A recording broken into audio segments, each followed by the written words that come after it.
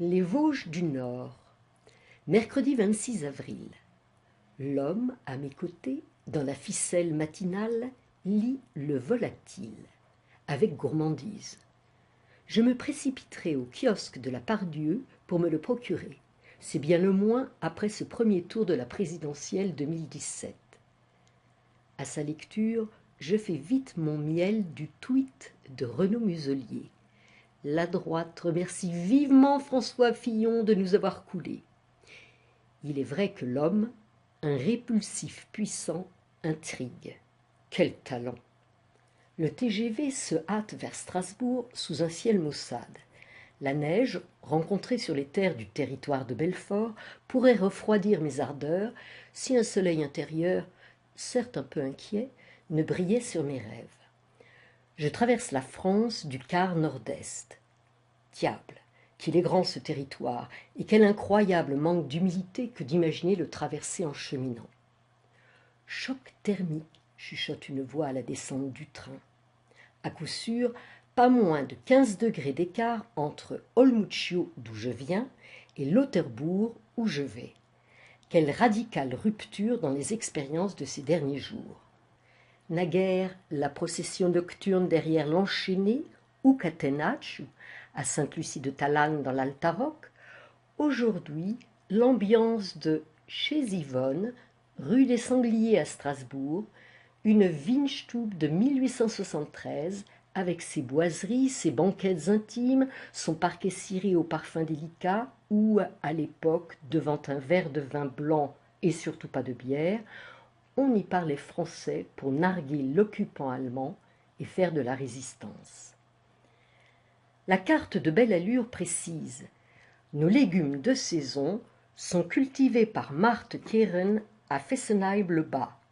Nos Mennerstolz, entendre fierté de l'homme ou saucisses fumées, sont préparés par René Fechter à Schweckhaus-sur-Moder. Notre choucroute d'Alsace est produite par la choucrouterie Weber et le pinot blanc provient de vignes en biodynamie, forme la plus noble de l'agriculture biologique. Volonté d'authenticité, sens de la précision et du terroir. Lonzo, Coppa, Figatel hier, Flammenküche aujourd'hui. Un même pays pourtant, un pays où s'opèrent des ruptures régionales et climatiques, certes, mais un pays déchiré par des ruptures autrement plus inquiétantes. France rurale et périurbaine face à la France des métropoles, France qui souffre, qui se sent méprisée, France des oubliés de la République face à la France des fins de mois faciles. Les cartes électorales se sont brunies dangereusement dans le Bas-Rhin comme en Corse. Pour l'heure, ce n'est pas dans la ville de Strasbourg que j'arpente actuellement que je ressens un repli identitaire, Strasbourg qui a le mieux symbolisé la réconciliation franco-allemande.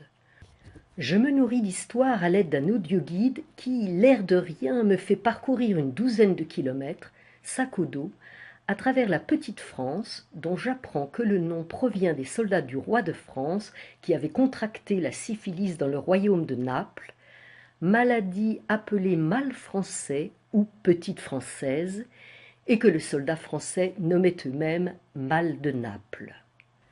Jeudi 27 avril. Me voici donc parvenu à la pointe extrême nord-est de cette grande France, exactement à Lauterbourg. Petite déjà, alors que je scrutais avec ferveur les contours de l'hexagone sur les cartes admirables que notre grand-père paternel dessinait avec un luxe de soin, quelle merveille ces cartes! Je me demandais ce qui pouvait bien se tramer dans ce recoin si spécial. Quelle intrigue que ce recoin bordé, je l'ignorais alors, par le tracé sinueux de la Lothaire, ouest-est, et le trait rectiligne, franc, impérieux, sud-nord du Rhin. À Potron-Minet, en ce jeudi 27 avril 2017, je m'arrache gaiement du confort sobre du logis de France, planté sur la place de l'église de Lauterbourg, pour filer à grandes enjambées à l'opposé de ma direction, car il me vient l'impérieuse envie de franchir la frontière à 1 kilomètre de là, pour mettre les 2 pieds en Allemagne, sous le drapeau européen, et démarrer proprement ce périple. J'y vais. 2 mots brefs qui claquent comme on claque la porte au petit matin. Le soleil rayonne, les vaches dans les prés me saluent, le pied est hardi, même sur le goudron impitoyable de ce premier lotissement qui découvre des maisons colorées à colombages, avec petits nains, lapins et œufs de Pâques dans les jardins. Je suis dans le Bas-Rhin. Les habitants ici sont bilingues ou plutôt trilingues, car pour la plupart, la langue parlée est l'alsacien que je suis incapable de déchiffrer. Le travail ne manque pas que l'Allemagne industrielle toute proche fournit aux frontaliers. Mais les femmes voilées ont fait leur apparition et leur tenue qui distille l'inquiétude participe à la montée du Front National.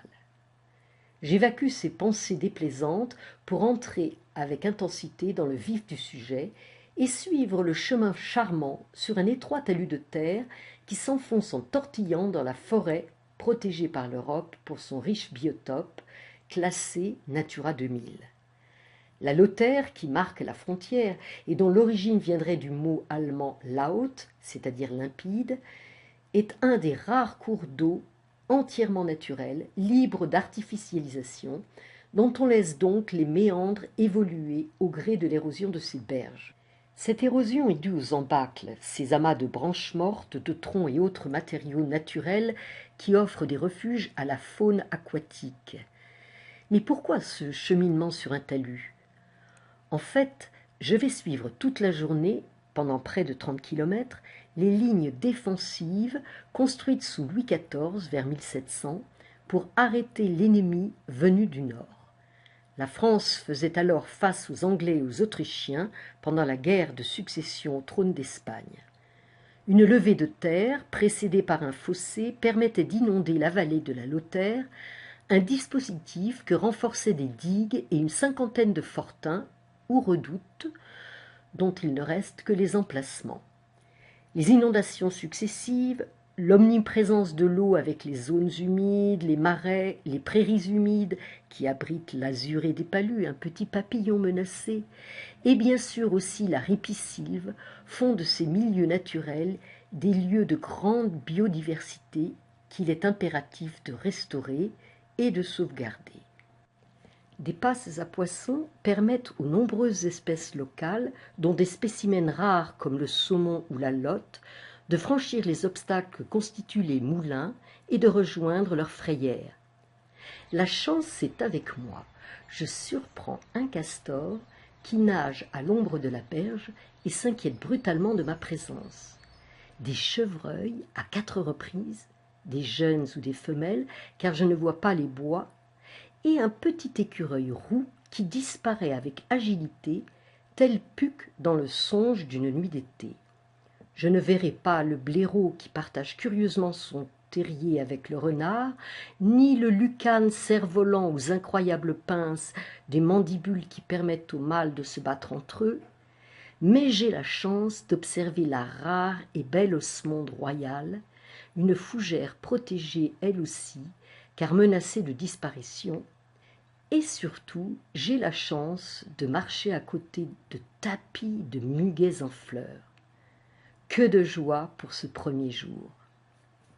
La pluie me surprend à la sortie de la forêt, mais le soleil me rattrape dans les faubourgs de Wissembourg que j'atteins, tel un automate à la démarche mécanique, les articulations brisées par cette première journée de plus de 30 kilomètres.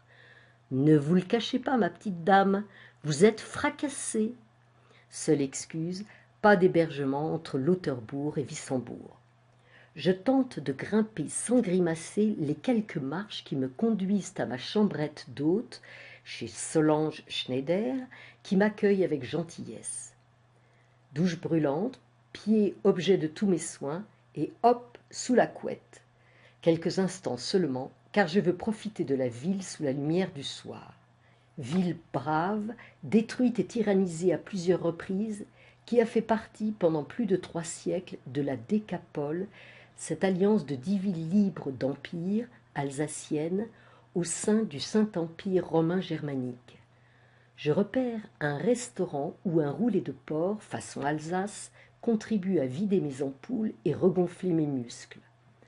Calé au fond de ma banquette, j'allonge mes jambes épuisées sous la table, sans vergogne. Au fond de mon lit, le moral est intact, mais une question lancinante revient en boucle. Comment pourrais-je donc repartir demain matin avec des pieds dans un tel état ?